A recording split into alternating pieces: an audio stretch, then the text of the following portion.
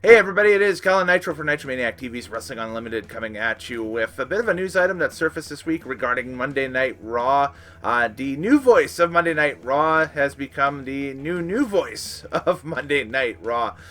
We found out earlier this week that Adnan Virk is out as the play-by-play voice of Monday Night Raw. Evidently part of the cuts that were made to production staff in around WWE as 35 or so individuals got the axe earlier in the week. I would think that with the majority of those cuts, I would think that those are a lot of people that were working specific elements in the Thunderdome itself, because WWE has announced that their return to live events, the tour starting in Houston in July. I think like July 16th is the first live SmackDown in front of fans again, and so there's not much of a need nor a want for the high-end technical, LED board operators, if you will, or moderators of the Thunderdome anymore and that stuff.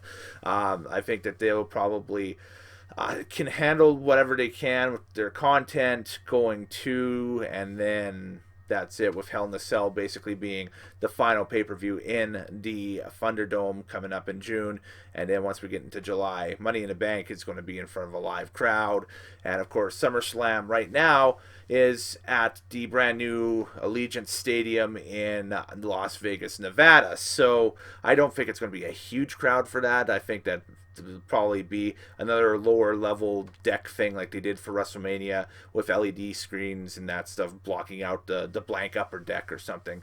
But it looked good for WrestleMania for the 2 nights for that. So, one good thing about Vegas in the summertime, there's not a lot of rain to deal with. So we're not going to worry about a, rain out. So who replaces Adnan Virk as the play-by-play guy? Well, Jimmy Smith, yes, the popular MMA columnist and Sirius XM satellite radio host, has been tasked with the play-by-play gig starting this coming Monday on Raw. Going to be very interesting to see this. Here's a guy who publicly admitted that he stopped watching wrestling after basically the golden era ended. He's kind of talking about, his favorite wrestlers being the Million Dollar Man and Mr. Perfect back in the day. So I think that obviously his color analyst stuff, if you ever watch Bellator, was top notch. Bellator itself was a wild promotion, and the presentations with him as an analyst, analyst were pretty good. So now he's making the step up to play by play. It's going to be very interesting. Obviously, this is the moves that Kevin Dunn and Vince McMahon want. They want to get non-wrestling centric personalities in calling wrestling, kind of to give it, I guess, a real sports type feel to it on Fridays and Mondays. Basically, I think they're trying to replicate what happened with Pat McAfee. But the thing is McAfee is such a unique personality that it's awfully hard to find a similar character type. But Jimmy Smith's been tasked with it. He'll join Byron Saxton and Corey Graves this Monday, and the revolving door continues on Monday Night Raw as they prepare to go back on the road and on tour. So what are your thoughts on this move? Throw them in the comments below. Tweet me on Twitter at Kellen Nitro, and we can discuss further. My thoughts is let him give it a shot. Already the fabric of the show has been just absolutely, I guess, thrashed beyond repair here over the past few months or so. So, hey, let him have a shot. Let's give him the run, but don't chase him out after 6 or 8 weeks. Let him get settled in the role, and let's judge him.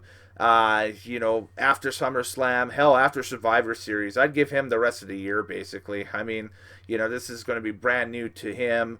I know that he had talked on, I think like Instagram Live or something like that he had done auditions back in February, and they were really happy with what they had. Obviously, they went with Adnan first, and when that really didn't work out, they decided to bring Jimmy in right after. So, again, it's a very curious, very interesting move.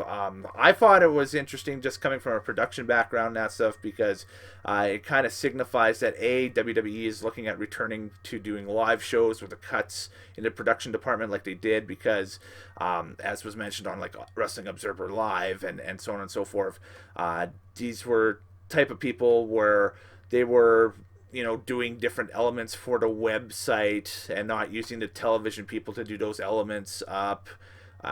People who are operating different things in the Thunderdome and so on and so forth. So obviously simplifying the budget now, simplifying the operation as they go back on the road, finding redundancies in your production departments. I think that's it's lousy, but it is also the television and media industry, right? So I've been through it before. Hundreds of people have been through it before me, thousands, hell, millions probably. um, where they've taken a look at your position and find it redundant, and that's it. So, all these people, uber talented, they'll find gigs elsewhere doing other things, and WWE to have a WWE gig on your resume is like still major street cred now. Like I mean that's that these people will be scooped up by whatever the next thing is or whatever their next thing is, no problem. So, again, throw your thoughts in the comments below. We'll talk to you next time here on Nitromaniac TV's Wrestling Unlimited. Do take care.